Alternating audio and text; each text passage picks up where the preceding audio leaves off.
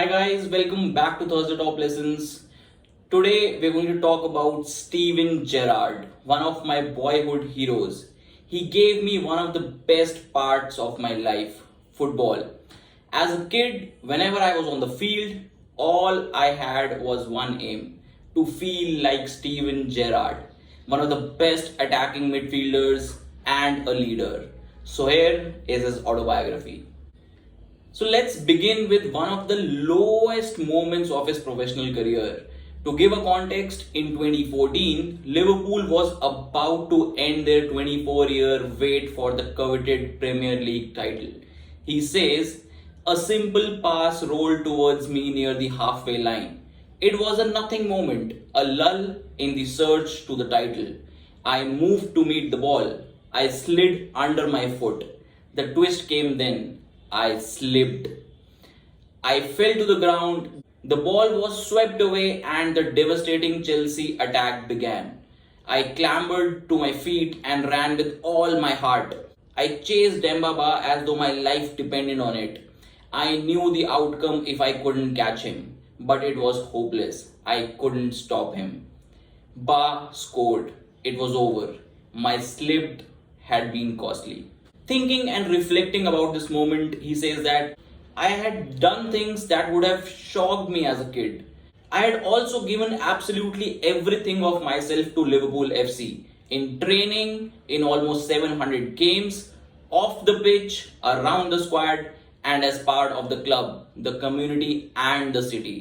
I could not have done anything more. I had squeezed out every last ounce of ambition and desire and hope inside me. In the end, it had not been quite enough to help us win the title everyone at Liverpool was waiting for and craved. He says that I was guilty of obsessing about winning the league. I probably wanted it too much, and so I worried that after the high of beating Manchester City, some of the team might have been thinking, "Oh, it's only Norwich next. We'll beat them easily." I wanted the players to start thinking about Norwich immediately after beating City. Looking back, I can see now that may have been a mistake. Such intensity can sometimes have the reverse effect, especially on the younger players. They can go a bit edgy and feel a little scared, whereas you want them to go into such a big game feeling confident and as relaxed as possible. After the game, Steven needed counseling, and the club psychiatrist named Steve, he helped me by asking a serious question. He said that if the worst happened in a football sense and we didn't win the league, would my slip be the only reason for our disappointment? I had to admit the truth. Probably not. We had lost games that I didn't play in. Other players had made mistakes, sometimes more than one. There had also been moments when I had scored late goals. The penalties scored against Fulham and West Ham were just a few weeks old, and I had won us all 3 points. Maybe Steve suggested Liverpool would not even have been top of the league if I hadn't played well all season. So, after failure, it is really important to have some perspective and context and just celebrate the wins. Now here's his take on Liverpool FC, the football club. The Liverpool anthem reminds you to hold your head up high when you walk through a storm. It reminds you not to be afraid of the dark. It reminds you to walk through the wind and through the rain, though your dreams be tossed and blown, and to walk with hope in your heart.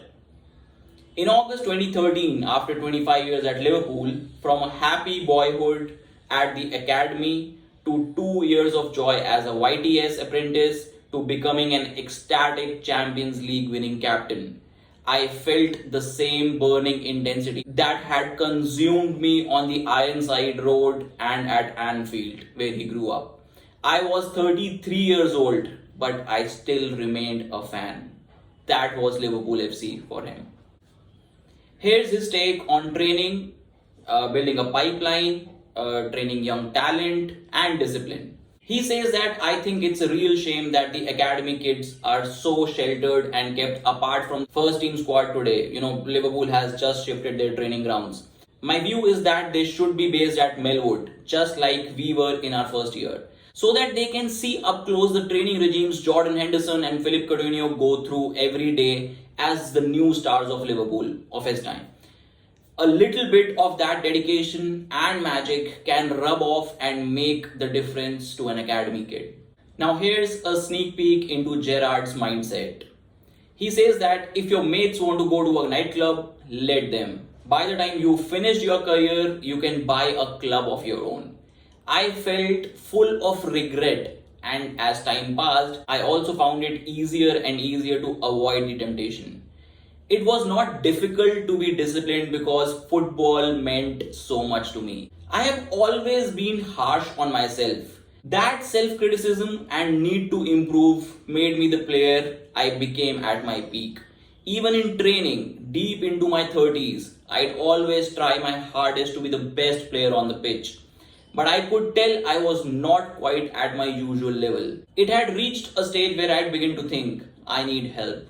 When rival fans enjoy pointing out that over 17 seasons with Liverpool, I've never picked up a league winner's medal, I kept quiet. But I can say now that there are two major reasons why I didn't win at least one title with Liverpool. The first, he says, is Roman Abramovich at Chelsea, the owner, and Sheikh Mansour at Manchester City, the owner of that club. He basically points at the kind of money these guys pushed into football and the Premier League. It made it difficult to survive. He says, I still didn't like United, and their shirt is the only one I won't allow in my house. I have a big collection of shirts I've swapped with other players from different clubs, but not one from Manchester United. That is the kind of rivalry that has been with Liverpool and Manchester United over the years. He says a lot of players can make it on talent alone and they'll earn a good living. But the footballers who have consistency and longevity possess a real passion for the game. They need that at a young age when they can take that love of football and deepen it through discipline and dedication. The talented players willing to sacrifice everything are the ones who go on to become the likes of Michael Owen, Jamie Carragher, and John Terry. This has always been my philosophy. I knew if I stayed true to it, the financial rewards would take care of themselves. Here's some philosophical take from football that he gained. The dark and the light, the elation and the misery belong together. Yes, I felt terrible, but at least I also knew what glory meant. Most people aren't that lucky. Most people shuttle between more muted experiences their whole lives.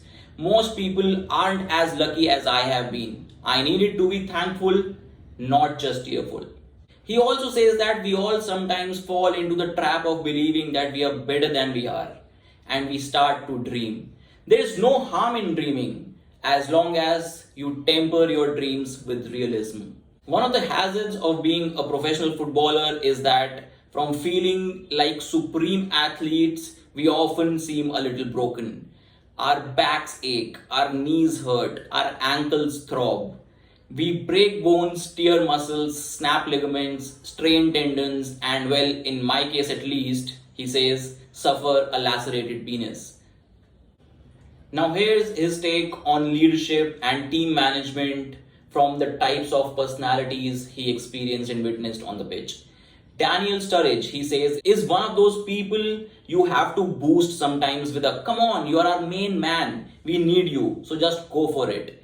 You never needed to say that to Luis Suarez. It was almost as if Luis was indestructible. I don't think he ever missed a game through injury at Liverpool. I had seen Luis walk into Liverpool's treatment room twice, but once was to get a bag of ice before he walked out again. Luis doesn't really do treatment rooms. I remember him playing against Arsenal with a hamstring injury. That's the Luis Suarez mentality. Luis Suarez would run through a brick wall for you. That is the kind of mindset some players bring on to the team. Mentality is very critical. He says that if you could set aside a player's mentality, I would probably choose Balotelli over any current Premier League striker because he's got all the tools to be the best. Unfortunately, ability means little without the right mentality. And I think that is where the likes of Zlatan, check out his video as well, and Ronaldo and Messi come as some of the best in their generation. It is all about the mindset. Well, if you are part of my generation that has seen the all stars England with Beckham, Lampard, Gerrard simply failing to win anything, here's what Gerrard has to say about England not being successful despite having the all stars team. He says that it had become obvious to me that one of the problems undermining so many players when they pull on that England jersey is that they are made heroes far too quickly. The press and the social media these days are far too keen to claim some kid is great before they've achieved anything of lasting value. It's bad for the players. They start believing that they are giants of the game when in fact they've done very little. And the golden generation, as some people like to describe the era of Owen and Beckham, Scholes, Ferdinand, Lampard and Gerrard, and Rooney too, got plenty of stick in the end. But looking back, a couple of quarter-final performances from that crop of players wasn't too bad. It wasn't great, but it wasn't as disastrous as some people now claim. With a bit of luck in the penalty shootouts, that team would have reached the last four of a major tournament, and that would have been no small achievement. But still, for me, I would have loved to see that team win anything. Now here's his take on some of the managers, on Rafa Benitez. He says that I often get asked to reflect on past managers, and usually I smile and have a good feeling for virtually all of them. I have so many happy memories. I've got some bad ones too, but that's to be expected after 17 years as a professional footballer. It feels special that apart from one former manager, I can pick up the phone and speak to all but one of them, and that exception is Rafa. Now here's his take on Brendan Rodgers. He also had an immediate understanding of the traditions of the club and showed great respect to everyone connected to Liverpool, from past players to people based at the academy in Kirkby. But you don't become the manager of a huge club like Liverpool without having a hard, even ruthless streak. You need to be prepared to make tough decisions that will cause some hurt, and I think Brendan did that. Now here's his take on Jose Mourinho, the manager, the special one that had courted Gerrard in multiple clubs, Chelsea, even Real Madrid. So he says, as a manager, Mourinho has everything. He's a great tactician and a motivator. He coaches well, he buys well, he fights hard for his squad, he helps his players improve, and Chelsea's impossibly rich owner has always backed him with money and power. Roman Abramovich we talked about earlier. Mourinho understood my reasons of not moving with him, but each time he came in for me, he was very persuasive. I liked the way he spoke to me, and I could see how most of his players were ready to die for him. I remembered him winning the Champions League with Inter Milan and the devastation of his players when he left. You could see it in their faces.